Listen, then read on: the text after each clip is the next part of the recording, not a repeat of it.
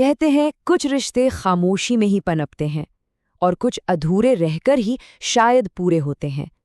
लेकिन जरा सोचिए, क्या हो अगर एक अधूरा रिश्ता मौत के बाद भी किसी का पीछा ना छोड़े। आज हम एक ऐसी ही कहानी की दुनिया में चलेंगे जहां खामोशी लफ्जों से कहीं ज्यादा भारी है। और हाँ, ये कहानी ली गई है अविनाश मिश्रा वत्स जी की वत्स की डायरी से। तो चलिए एक ऐसी दुनिया में चलते हैं जहां अनकही बातें कही हुई बातों से ज्यादा मायने रखती हैं और जहां कुछ रिश्ते मौत के बाद भी खत्म नहीं होते। तो इस कहानी के केंद्र में हैं दो लोग, अनन्या और आरव। उनका रिश्ता कुछ अलग ही था, शब्दों का मोहताज बिल्कुल नहीं था। वो तो खामोशी की जुबान में ही एक दूसरे से बात कर लेते थे। एक ऐसा रिश्ता जिसका कोई नाम नहीं था, पर उसकी मौजूदगी हवा में महसूस की जा सकती थी। आप इसे क्या कहेंगे? ना कोई नाम था, ना कोई वादा, बस एक अजीब सी अनकही सी कशिश थी। एक डोर जो उन्हें हर रोज एक दूसरे के पास खींच लाती थी। ये एक ऐसा बंधन था जो शायद समाज के बनाए किसी भी नियम से परे था। और उनकी मुलाकातों का ठिकाना वो था एक पुराना सा खामोश कैफे। इसकी दीवारों पर ना समय की दरारें साफ दिखती थीं और हवा में कॉफी की महक के साथ न जाने कितनी अनकही कहानियां तैरती रहती थीं। ऐसा लगता था मानो ये जगह खुद उनके इस खामोश रिश्ते की गवाह बन रही हो। यहीं पर कहानी का पहला रहस्य हमारे सामने आता है। ये थी आरव की एक बड़ी अजीब सी आदत।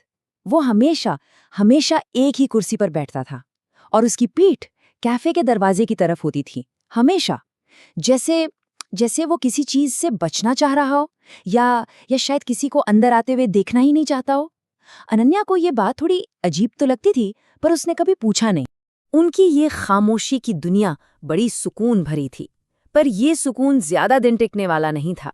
एक शाम आरव ने इस चुप्पी को एक ऐसे सवाल से तोड़ा जो सिर्फ एक सवाल नहीं था, बल्कि आने वाले एक अनजाने से डर का आगाज था।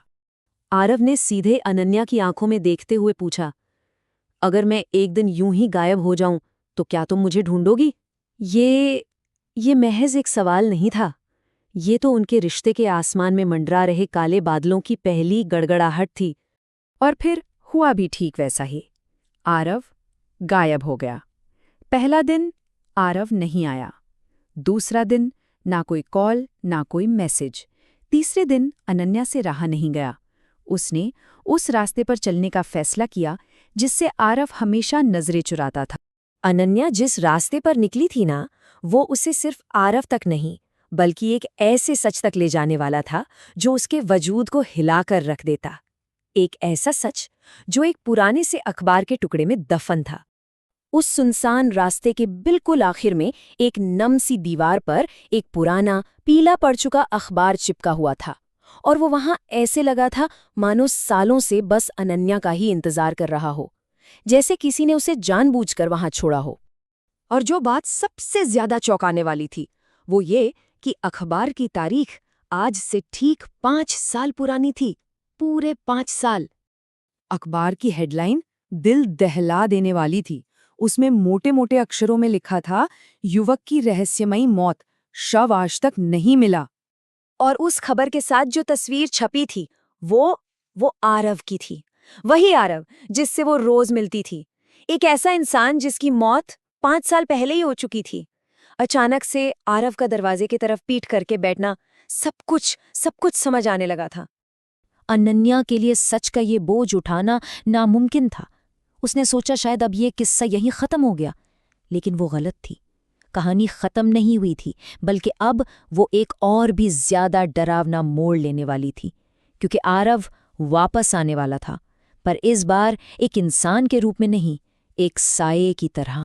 अनन्या ने उस कैफे में जाना बंद कर दिया। उसने उस याद को दफनाने की पूरी कोशिश की, पर कुछ जगह और कुछ यादें किसी का पीछा इतनी आसानी से नहीं छोड़ती। हर रात एक तय वक्त पर वो डरावना सिलसिला फिर से शुरू हो गया। ठीक रात के 3:07 पर, वो वक्त जब रात सबसे गहरी और सबसे खामोश होती है। उसके फोन पर एक मैसेज आता था। कोई नंबर नहीं, कोई नोटिफिकेशन नहीं, बस एक लाइन लिखी होती, दरवाजे की तरफ मत देखना। वही चेतावनी जो आरव अपनी आदत से देता था। और एक रात अनन्या ने हिम्मत करके पीछे देखा। कमरे में तो कोई नहीं था, पर दीवार पर एक परछाई थी। एक ऐसी परछाई जो उसकी हर हरकत को ठीक 1 सेकंड की देरी से दोहरा रही थी। जब अनन्या ने कांपती हुई आवाज में पूछा कि वो जिंदा है या नहीं, तो परछाई से जवाब आया, न जिंदा न मरा हुआ, वो बस बीच में कहीं अटका हुआ था। इस दुनिया और उस पार की दुनिया के बीच फंसा एक अधूरा साया। तो अब कहानी अपने अंजाम की तरफ बढ़ रही थी। एक ऐसा अंजाम जो किसी सवाल का जवाब नहीं, बल्कि एक आखिरी डरावनी चेतावनी लेकर आने वाला था। आरव की इस अधूरी कहानी का आखिरी पन्ना। अगली सुबह जब कैफे खुला तो उस मेज पर 2 कप कॉफी अभी भी गर्म थीं, पर कुर्सियां खाली थीं और दीवार पर लिखा था, मुझे पूरा मत करना। ये आरव का आखिरी संदेश था। ये कहानी सिर्फ अनन्या और आरव की नहीं है। ये उन अनगिनत अधूरे रिश्तों की कहानी है जो शायद हमारे आसपास भी मौजूद है। और ये एक सवाल खड़ा करती है, क्या कुछ कहानियों को अधूरा छोड़ देना ही बेहतर होता है? इस कहानी से जुड़ी एक किंवदंती कहती है कि आज भी कभी-कभी रात के 3:07 पर किसी अनजान फोन पर एक संदेश आता है, जिसमें सिर्फ इतना लिखा होता है, कभी किसी को पूरा करने की कोशिश मत करना। ये एक याद दिलाता है कि कोई अधूरा साया अपनी कहानी को पूरा करने के लिए शायद आज भी किसी की तलाश में है। ये कहानी हमें यही सिखाती है कि कुछ रिश्ते, कुछ यादें और कुछ कहानियां शायद वाकई अधूरे ही अच्छे लगते हैं।